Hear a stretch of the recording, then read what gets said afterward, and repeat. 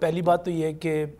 ہمیں بنیاد پہ جانا چاہیے نا، کیا 9 مئی ہوا تھا، ٹھیک ہے، اور کیا اس میں پاکستان تحریک انصاف کے ارکان اسمبلی، عہدیدار، کارکن پہنچے تھے؟ لاہور سے لے کر، پشاور سے لے کر، کراچی سے لے کر، سرگودا سے لے کر، میاں والی سے لے کر ہر جگہ پہنچے تھے؟ اگر تو پہنچے تھے تو پھر سزائیں بھی ہونی تھیں، ٹھیک، پھر وہ ان کی ویڈیوز بھی ہونی تھیں، وہ موجود بھی تھے۔ اب زیادہ سے زیادہ دیکھیں،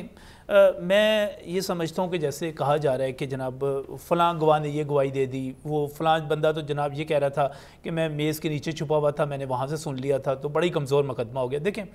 میرا ذاتی خیال یہ ہے، یا سیاست صحافت کے اسٹوڈنٹ کے طور پہ میں نے جو دیکھا ہے، مجھے یہ لگتا ہے کہ یہ عین ممکن ہے کہ اگر یہ فرداً اپنے مقدمات لڑیں اور اس کو قانونی بنیاد پہ لڑیں، سیاسی بنیاد پہ نہ لڑیں کہ ہم وہاں پر موجود تھے، ایک فوجداری مقدمے کی طرح لڑیں، تو شاید ان میں سے کئی لوگ جو ہیں ہائی کورٹ سے اور سپریم کورٹ سے بری ہو جائیں۔ لیکن تینوں ہی میرے خیال میں نہیں، میں جو بات کر رہا ہوں نہیں، میں کچھ اور بات کر رہا ہوں، ہو سکتا ہے کہ کہیں پہ لوپ ہول ہو سکتا ہے کہ کسی کو ایسے بندے کو، جیسے ابھی عمر بڑی درست بات کر رہے تھے کہ جناب فیصل آباد میں ایک جو چیز ہوئی ہے اس کا شبلی فراز کے ساتھ یا عمر کے ساتھ یا فلاں کے ساتھ یا زرتاج کے ساتھ، ڈیرہ غازی خان میں تو نہیں ہوا نا یہ، اس کا کیا تعلق ہے؟ وہاں پر موجودگی کو ثابت کرنا، وہاں پر ان کو اگر آپ 109 میں بھی لانا چاہتے ہیں، اس کو مشاورت میں اور قیادت میں بھی لانا چاہتے ہیں تو اس کو بھی ثابت کرنا۔ میں یہ کہتا ہوں کہ شاید کچھ لوگوں کو ریلیف ملے، لیکن اصل مسئلہ یہ ہے کہ کیا پاکستان تحریک انصاف بطور جماعت اس سے باہر نکل سکے گی؟ اس پورے جو مقدمات ہیں، اور ایک چیز جو ثابت ہو رہی ہے وہ یہ ہے کہ آپ کراچی سے لے کے پشاور تک آپ کے عہدیدار،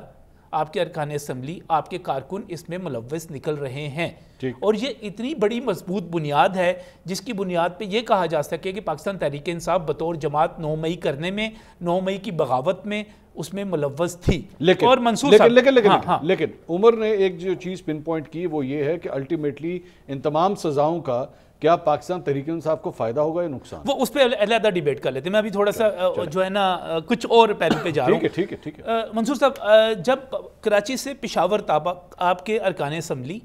آپ کے عہدیدار، آپ کے کارکن اس میں ملوث نکلے، پھر اگلا سوال یہ ہوگا کہ یہ سارا کچھ مینج، اس میں لڑی کہاں سے آئی؟ ان کو اکٹھا کس نے کیا؟ وہاں پہ عمران خان صاحب پھنس جائیں گے،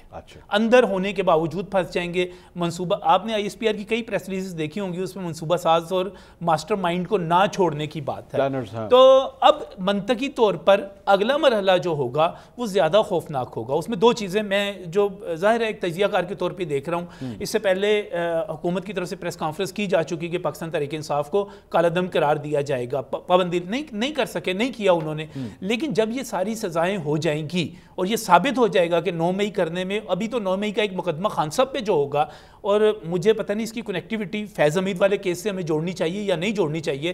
فیض حمید والے کیس سے اگر اس کی کنیکٹیوٹی جڑ جاتی ہے تو یہ اتنا خوفناک مقدمہ ہوگا کہ اندازہ نہیں لگا سکتے۔ اس کے بعد خان صاحب کا مستقبل، اس کے بعد پاکستان تحریک انصاف کا مستقبل، فوج میں بغاوت کرنے کی کوشش، وہاں پہ قیادت تبدیل کرنے کی کوشش، اس کے نتیجے میں حکومت تبدیل کرنے کی کوشش، یہ تو ایک انقلاب تھا۔ میرا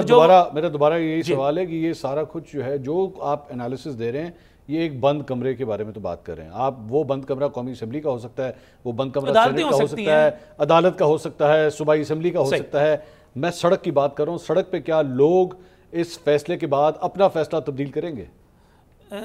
اس کے اوپر جو ہے اس کو جوڑا جاتا ہے کہ نواز شریف بھی تو واپس آ گیا سب کچھ کر کے، اختلاف کیا۔ اس سے جوڑا جاتا ہے کہ جناب آصف علی زرداری نے بھی تو کہا تھا میں اینٹ سے اینٹ بجاؤں گا، پھر دبئی چلے گئے، پھر واپس آ گئے۔ نواز شریف بھی مشرف دور کے بعد دوبارہ وزیر اعظم بن گئے، ایک مرتبہ پھر انہوں نے ان کا اختلاف ہوا۔ ان میں ایک فرق ہے منصور بھائی، وہ فرق دیکھنا پڑتا ہے نواز شریف کے ٹرائلز میں اور ان ٹرائلز میں، آپ یہ فرما رہے ہیں معاملات میں خان صاحب کے معاملات میں، نواز شریف کے معاملات میں، آصف زرداری کے معاملات میں، بے نظیر کے معاملات میں ایک فرق ہے۔ وہ فرق ہے 9 مئی کا، وہ فرق ہے GHQ پر حملے کا، وہ فرق ہے کور کمانڈر ہاؤس کو جلانے کا، وہ پاکستان کو ڈیفالٹ کرنے کی کوشش کرنے کا۔ یعنی کہ وہ اتنے سنگین چارجز ہیں کہ شاید بہت سارے ہمارے دوست جو تھے ولاگز کرتے تھے اور بتاتے تھے کہ پتہ نہیں کون سا آج فلاں جرنیل پچھلے دروازے سے کچھ گاڑیاں گئی تھیں، انہوں نے عمران خان صاحب کے پاؤں پکڑے اور باہر ان سے درخواست کی میں معاف کر دیں۔ ہاں جی، کئی لوگوں نے تو ویلاگ کیا 8 فروری کی رات بھی جو ہے وہ معافیاں مانگی۔ سر ایسا کچھ نہیں ہے، یہ ایک ناقابل معافی جرم انہوں نے کر دیا ہے۔ میرا خیال ہے اگر 9 مئی نہ ہوتا تو شاید کوئی راستہ نکل آتا، لیکن اب مجھے کوئی نکلتا ہوا نظر